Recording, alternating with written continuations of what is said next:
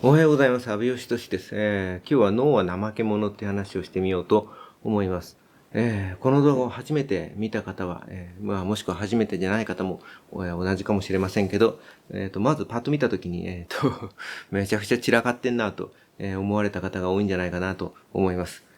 僕も今、見てみて、そう思います。特にここにでっかいパソコンの画面があって、そこで、この今のカメラの映像をプレビュー、表示してみて、それでピントとか確認しながら撮ってるわけですけど、そのプレビュー画面とかをパッとこう見た時とかに、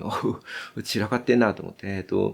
最初この撮影の直前に、万年筆の分解掃除とかをしていて、で、その時のそのバラバラにした万年筆とか、インクを拭く紙とかですね、そういうものがこの辺の机の上にごちゃっと乗っかっていて、めちゃくちゃ見苦しくてですね、それはだからプレビュー画面で気づいて慌てて片付けたりしたわけですけど、焼け石に水というか、全体的にもうごちゃごちゃなわけです。この辺の棚とかもひどいありさまなわけで、ちょっとカメラをずらして映んないようにして撮んなきゃいけなかったんですけど、そんなこんなで、散らかった中で撮影してるわけですけど、これがだから意外と、なんていうか、毎日見ていると分かんなくなっていっちゃうというか、気づかなくなることもあるもんで、そうですね、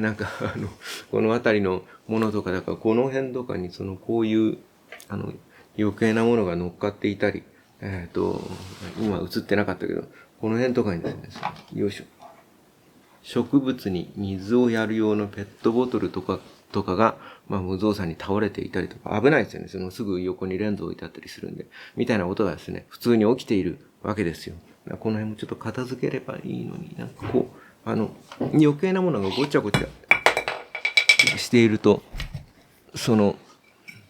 やはり画面が整頓できなかったり、もう整頓どころじゃないですけど、今みたいに物を落っことしたりするじゃないですか。だけど、これが、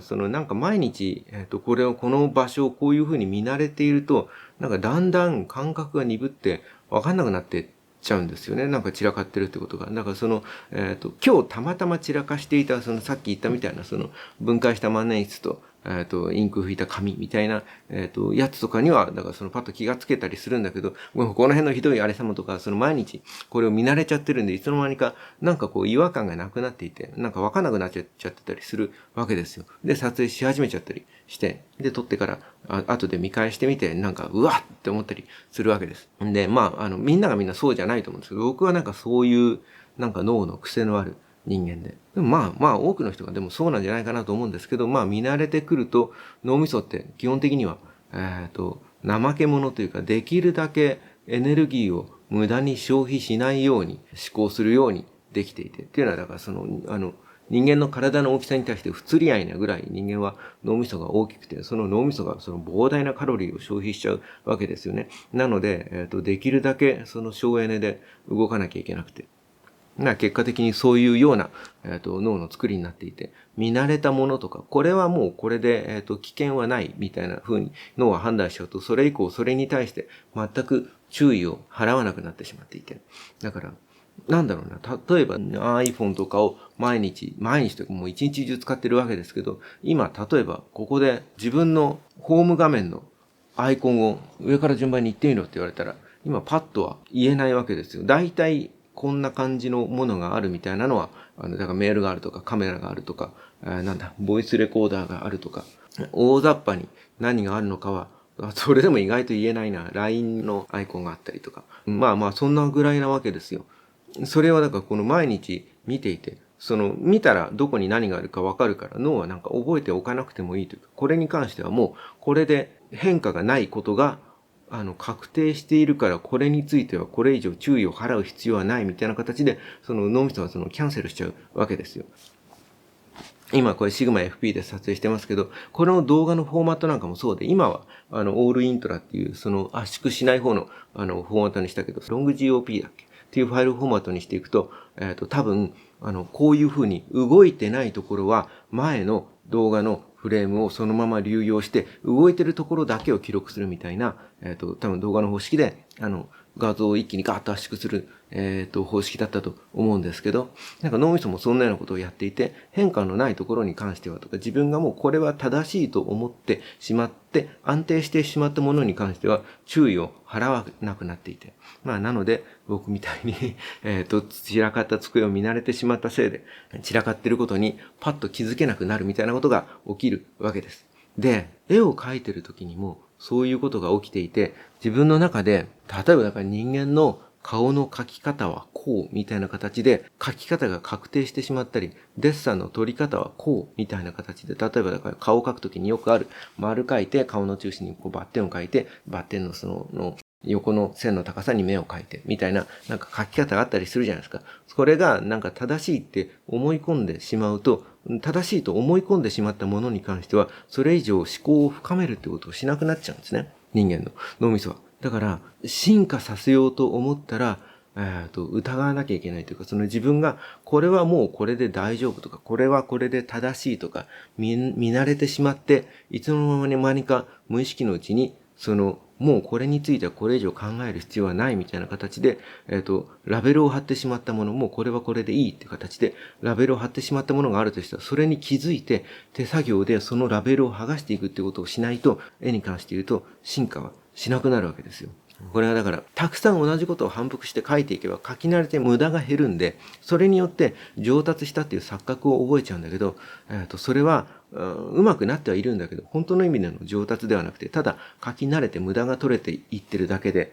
本当の意味で上達しようと思ったら、そうやって自分が正しいと思い込んでるものを発見して、そのラベルを剥がして再検証するっていうめんどくさい作業、あるいはそのすごくストレスフルな、作業を自分から積極的にやっていかないと上達しなくて、それをやめると、こうやってこの散らかった部屋のような状態の、ものを、良しとして、現状維持を続けてしまったりするわけですよ。で、この片付けに関して言うと、例えばだから僕の場合は、これはこの状態でこうやって見るってことに見慣れてしまっているんで、散らかるように、あんまり気づけなかったりするわけですよ。だけど、パソコンの画面にカメラで撮影して、それを客観的に見てみると、ここひどいな、みたいなことに、割とあっさりと気づけたりするわけです。だから、部屋の片付けもそうだし、部屋の片付けもなんかよくあるコツとして、自分の部屋をスマホでいいからパッと写真で撮影してそれを見てみると、どんだけ散らかっているのかが客観的に見えるようになって、どこを片付けなきゃいけないのかを気づくみたいなことは、よく言われているわけです。うちの子供とかにも部屋の片付けするときとかにちょっと写真撮ってみたいなことをよく言ったりするわけです。絵を描くときも、だから今言ったみたいに、無意識のレベルで、もうこれはこれでいいって思い込んじゃってるものを、意識のレベルでそれに気づくっていうのは、ものすごく難しい作業なわけです。僕も多分そんなことはなかなかできなくて、何かの、力を借りなきゃできないことで、それに関して分かりやすいやり方っていうのは、例えばだから鏡に映して反対から見てみるとか、絵を上下逆さまにして見てみるみたいなことをやると、割と人間の顔に関して言うと、目の位置とか、頭のこの丸みみたいなものが癖っぽくなってる時とかに割とパッと気づけたりするもんですね。だから、正しい位置で見てる時に顔に全く違和感を感じてないのに、くるっとこう、上下を逆さまにしてみると、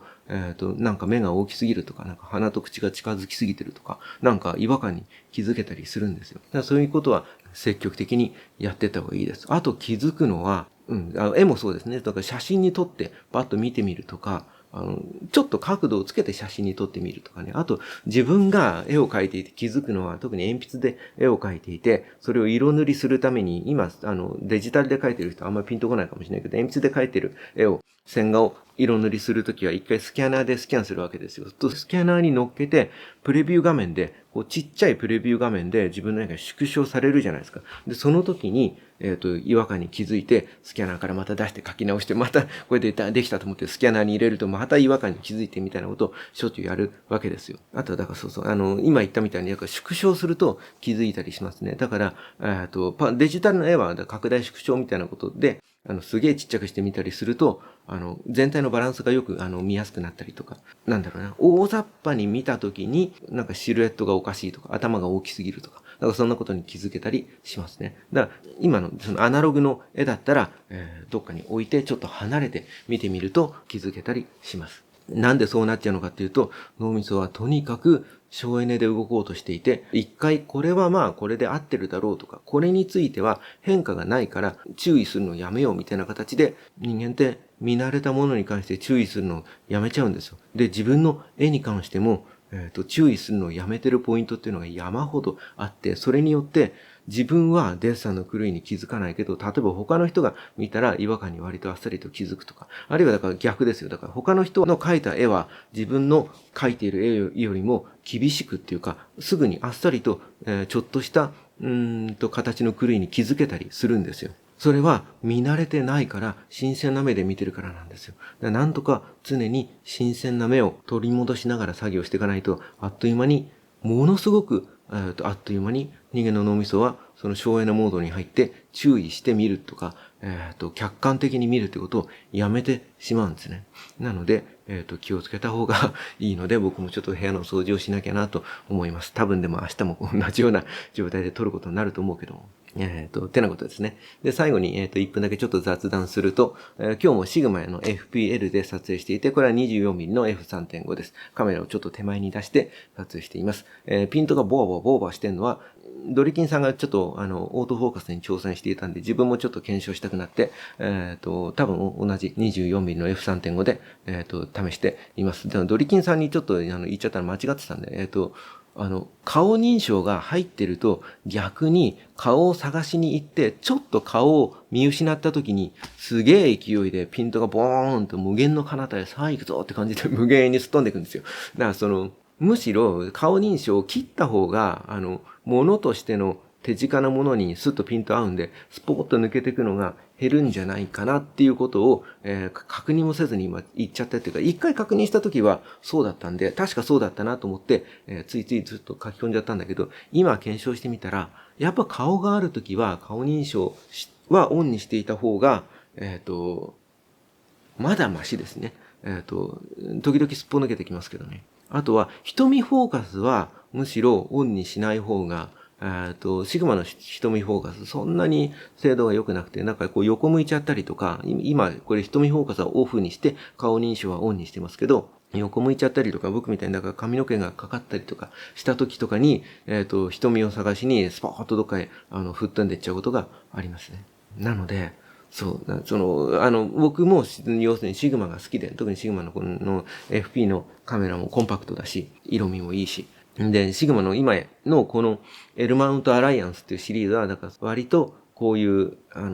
特徴的なっていうかな、なんか一点突破的な、個性のある製品を作ってくれるシグマっていうメーカーと、割と万能選手というか、優等生的な、ものづくりができてるパナソニックと、あと、趣味性が高いっていうか、みんなの憧れであるところのライカっていうメーカーと、絵作りも綺麗で、ライカならではの何か独特な、僕自身はそのライカの製品をあんまり使ったことはなくて、ミラーレスに参入した時の最初のライカ T ってやつをしばらく使っていたことがあって、でもそれも、当時としてはすげえでかい液晶画面を積んでいたり、なんか気に入って、使ってましたね。シャッターの、押した時の感触がすごく良かったりとか、なんかライカのカメラ持って、歩いていって、なんとなくどうでもいいお散歩のスナップみたいなものを撮ってる時とかでも、何かちょっとこう、背筋が伸びるというか、無意識に姿勢を良くして撮っちゃうみたいなところがあって。まあ、3つのメーカーが同じカメラのそのマウントの規格でレンズ出してくれてるんで、シグマのレンズをパナソニックのカメラにつけたり、ライカにつけたりとか、あるいはだからライカのレンズを奮発してもし買ったとしたら、それがシグマとかパナソニックのカメラにつけることができたりとか、なので非常に面白いんで、シグマの FP も活用していきたいというか、その動画にもできれば、バンバン使っていきたいんだけど、やはりいかんせんこのオートフォーカスだけ本当あとちょっと何とかしてくれたら、全然これが主力のカメラで全く問題ないです。要するにめちゃくちゃ動くわけじゃないですか。僕みたいにこうやってただ座って、だらだら喋ってるだけなんで。1分どころじゃないな、この雑談。なので、正直ここで、このボワボワボワ、今もちょっとボワボワボワボワしてますよね。だからその正直、だからここみたいに、僕みたいに今こうやって動かずに撮ってる時はもう完全にマニュアルで撮った方が良くて、ただマニュアルで撮ろうと思うと今みたいに僕みたいに毎日ちょっとレンズを変えて遊んでるみたいな時には、毎回手作業でピント合わせをしなきゃいけないじゃないですか。オートフォーカスがバチッと効いてくれたら何も考えずにカメラをどこにセッティングしても、録画ボタンを押しさえすれば顔にピント合ってそのまま撮り始められるじゃないですか。向こうにパナソニックの、初代の方の S5 があって、そいつはだからただ、オートフォーカスオンにしておいて、ただ押せば、おおむね綺麗に撮れるんですよ。FP もなんとかファームウェアのアップデートで、特に FPL は増面位操作のオートフォーカス積んでるんで、何かそのプログラムのやり方によっては、なんとかなるんじゃないかなと思ったりもするんだけど、おそらくはもう製品が出て3年ぐらい経つのか。それでまだやはり、オートフォーカス、最初に出た時に比べるとファームウェアがアップデートして、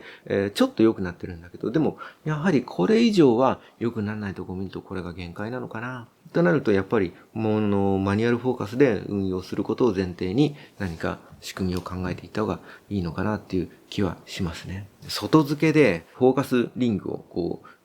物理的にぐるぐるひねってくれて、ライダーセンサーかなんかで、フォーカス取ってくれてみたいな、機械があったりしますけどね。